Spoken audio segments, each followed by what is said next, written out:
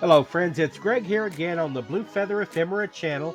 I have an eBay store by the same name where I sell vintage magazine print advertising, and every week I put together a video to show you what's sold in my store. This is the 49th week of 2024, and this is number 46 in my series of what sold videos. I've got some great ads to show you this week. It's going to be fun, so stay tuned. Let's go.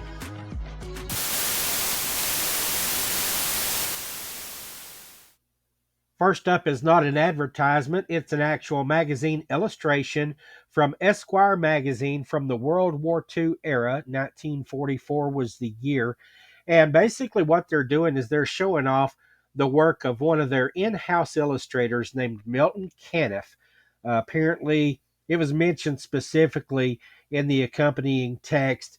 Terry and the Pirates was a strip that was attributed to him. All of these different illustrations and characters are his work, and you can see here an Asian looking boat. Uh, that's a warrant officer, a Boy Scout, Eagle Scout medal right here, and then there's also some Boy Scout stuff down here. And these patches here, I believe that that's a patch for the Flying Tigers right there in the corner, and next to it is an emblem or a shield for a Flyers jacket from the Republic of the Philippines. And so a lot of history here as well, some pinup type art, just a very nice illustration. I sold this for $16.89, and it's on its way to Florida. On the screen right now is an interesting ad. It was very interesting for me to see and to list and to sell. And I had a fit of nostalgia as I was recalling events that took place back in the late 1980s regarding Philippine politics. I actually did some temporary duty in the Philippines in 1990 while this lady in the picture was the president of the country. Her name is Corazon Aquino. Everybody called her Cory Aquino. And she was swept to power as a result of what they called the People Power Revolution. The fellow whose picture is ripped at the top of the page there, that is Ferdinand Marcos. It says Marcos taught them fear, Aquino taught them courage. And so he was deposed as sort of a dictator of the Philippines. His wife Imelda, you may remember her. She had 5,000 pairs of shoes or something like that that she was able to obtain because of all of the money and the riches and the wealth that he embezzled during his presidency. But anyway, uh, he had, or it's speculated that he had, Corazon Aquino's husband, Benigno Aquino, assassinated, and that was part of her rise in popularity. Her husband was killed by the dictator, so then they made her the president. In recent years, the intrigue is still going on because now the son of the dictator, Ferdinand Marcos, his son is named Bongbong Marcos, who was just elected to the presidency in 2022 following the presidency of another character named Duterte. So, all kinds of interesting things going on this piece of paper right here. Even more interesting than that, here's Gary Busey in this dramatic retelling of the events of Philippine politics in the late 80s. Gary Busey is playing a reporter who's kind of caught up in the whirlwind of events there in the Philippines. But anyway, real fun ad. I sold it for $11.49, and this went to New York. I forgot to mention that last ad ran in Playboy magazine, 1988. This one right here from Road and Track, 1956. The advertiser is Jaguar. They're advertising a 2.4 liter sedan. It's richly appointed with leather and walnut interior. In the detail here, it's got that classic Jaguar styling in the front, but it is a four-door car, so it's not as sporty and as racy as their two-door coupe or their roadsters or anything like that. Matter of fact, down here it says it can be driven like a sports car, and you can squeeze 100 miles an hour out of it. However, it can go from 10 to 60 miles per hour in 20 seconds. Now, I remember some of the cars from the 80s doing 0 to 60 in like 5.5, 5.7 seconds, something like that. I don't know what they do these days. But anyway, it can be driven like a sports car eventually. Cracked me up. Anyway, $16.89 sent this ad to Illinois. This small ad right here ran in Model Airplane News 1940, and they're advertising an American Supercraft Sky Chief motor. That's what this is in the center of the picture here. And that's what you would install in a model airplane. And it also says that they have a Speed Chief all aluminum racing car, and then they sell tires, special racing tires for the Speed Chief car. This is a company, American Supercraft Corporation, based in Chicago. I sold this small ad. I think it's a half page, roughly 8 inches by roughly six. Yeah, so that's a half page ad. I sold it for $9.69. It went to New Hampshire. This ad ran in the Quartermaster Review 1953. And what you see here is an advertiser called Grocery Store Products who put together a little collection of different things that they were marketing to the Department of Defense for Army and Navy use. And they've got four great tastes from home. They've got Kitchen Bouquet, which I believe was a concentrated liquid that was used to make gravy. It gives gravy an appetizing deep brown color. Costs only a fraction of a penny per serving. And then the boiled in butter mushrooms, cream of rice, and also Folds Thin Spaghetti. Now, down at the bottom of this ad, it says this company is based in Westchester, Pennsylvania.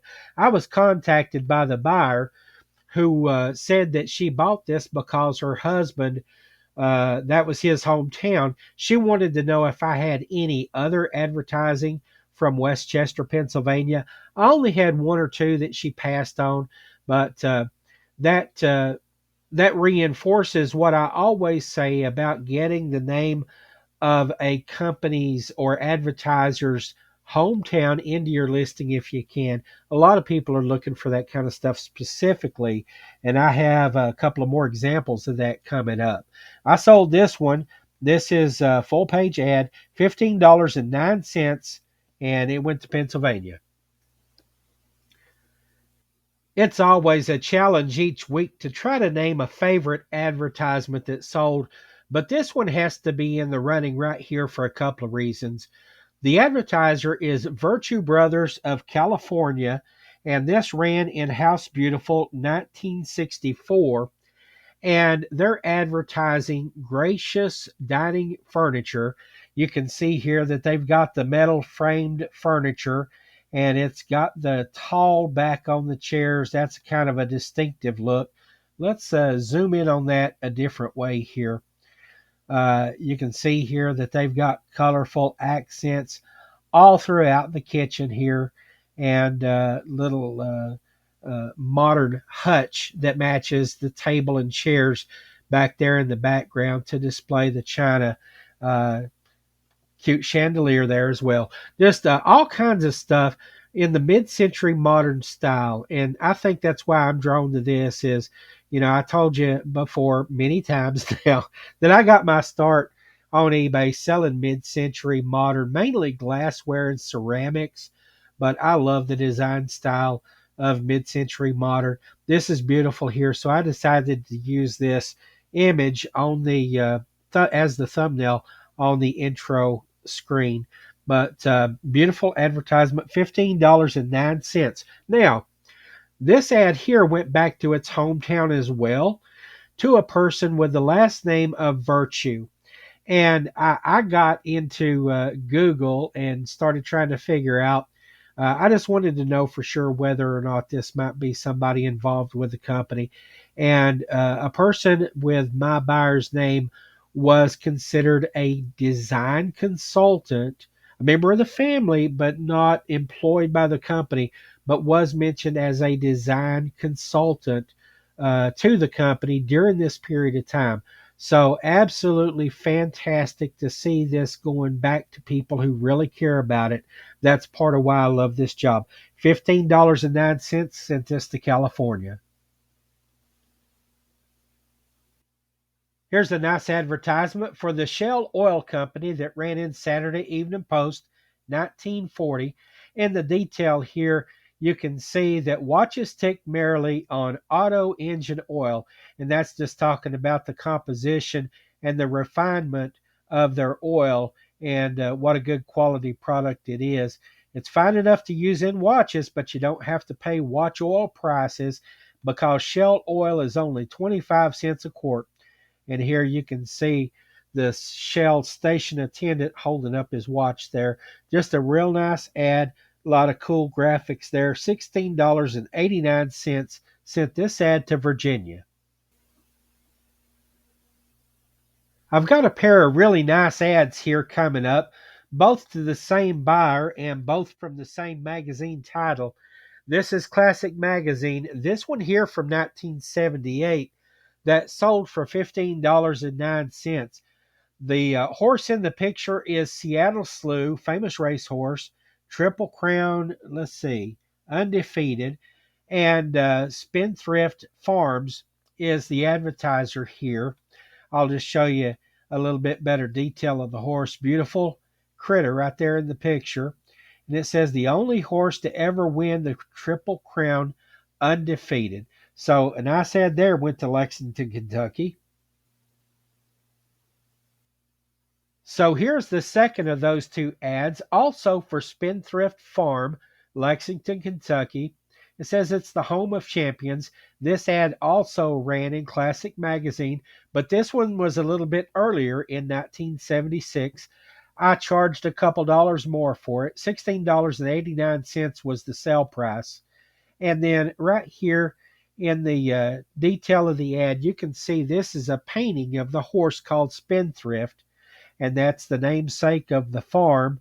And down here in the detail, it says that this horse was the grandsire of Man of War, and Man of War was a famous racehorse that was racing. I want to say, I remember in the 1980s or 90s, and Kentucky Horse Park recently unveiled a statue of the horse Man of War.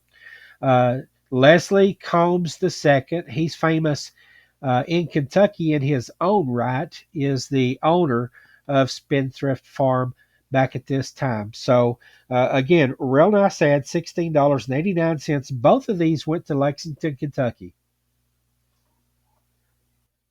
This ad here was a close second in the running for the thumbnail photo on the intro screen. And I think this is a real cute picture right here. This character is just called the Fuse Popper. And when you read down in the text of this advertisement, it says inadequate wiring is the cause of blown fuses and tripped breakers and stuff like that. The advertiser is Kennecott Copper Corporation, and of course, they're selling copper wiring for homes, and they want everybody to upgrade their wire. They say it'll solve the fuse popper problem. But anyway, this character here, I guess this character's called Skippy. Pretty cute. $15.09. This ad ran in Better Homes and Gardens, 1956, and I think that's some nice art.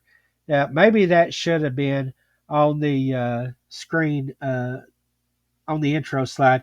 E. Gurney is the illustrator there, so pretty cute. This ad went to Utah. I was pleased to see the sale of this ad. This ad from 1951 ran in Woman's Home Companion, and the advertiser is a company called Switzer's. They made old fashioned licorice. See, they've got the pack of licorice here, and they also have bags of bite sized licorice pieces. And this is a company based in St. Louis, Missouri. Here's some detail that you can see on the screen here. And also, it's a small ad, roughly about 2 inches by 5. Now, the neat thing about this, This ad is going back to Missouri, and it's also going to a buyer with the name of Switzer. So that's twice this week that an ad, well, three ads going back to the hometown, two are going to buyers with the same surname. That's something I used to track every week. It's something I still pay attention to, along with repeat customers. I think it's very cool when that happens. Anyway, this ad sold for $7.89. It's going to Missouri. Here's another sale from Esquire magazine from 1944. The product is a Croton Aquamatic watch. It's self-winding and it's waterproof. Here's the detail right here of what the watch looks like. And this is the second Aquamatic ad that I've sold in the past month or so. And watch ads continue to sell well for me. This is a partial page ad, roughly 5 inches by 7, and $7.89 sent this ad to New York.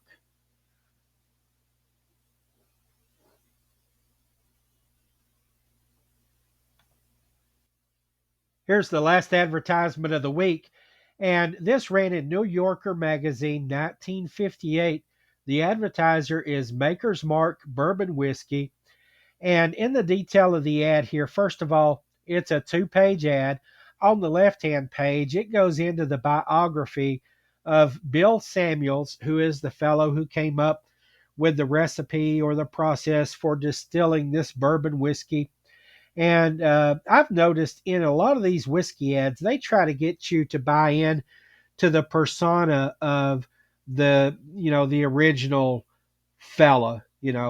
Um, Here it's Bill Samuels, Jack Daniels, uh, Colonel so and so, and whoever. But anyway, so they tell you a little bit about this guy. And then over here on the right hand page, they go into some detail about the bars and restaurants and hotels where you can get Maker's Mark served to you. And basically, this is just name dropping. They want to convince you that they're at all of the finest establishments from Chicago to Miami, west to Denver, and so on. So, anyway, a real interesting ad there. Because it's 2 pages and because of all of the name dropping, I figured some buyer might have some nostalgia for or association with some of those bars and hotels and restaurants over on the other part of the page that they normally wouldn't see in other types of advertising. For that reason, I priced this up for $34.77. The sale price was $31.29, and it went back to its hometown of Loretto, Kentucky. Here we are at the weekly recap screen for week 49 of 2024. I sold 13 ads for $196.17. Now, like we've been doing in recent weeks, I've got it broken down by decade there. You can see that the 40s and 50s tied for the most ads sold, 4 in each of those. And the 1950s won out as the decade with ads with the highest average sales price, uh, $19.59, but that's mainly owing all to that last ad that we looked at by Maker's Mark. So that's a recap of week 49. As we get closer to Christmas, I'm eager to see what sales look like coming up, and I hope you are too. Join me next week and we'll find out. Bye for now.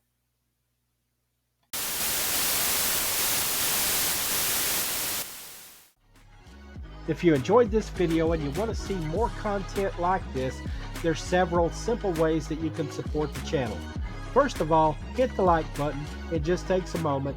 Second, if you have friends that you think would enjoy the content, go down below and send them a link to the channel. Also, leave a comment. I'd love to hear from you, even if it's just a friendly hello. Subscribe to the channel if you're not subscribed already, and turn on notifications. It's that simple. Thanks again for watching.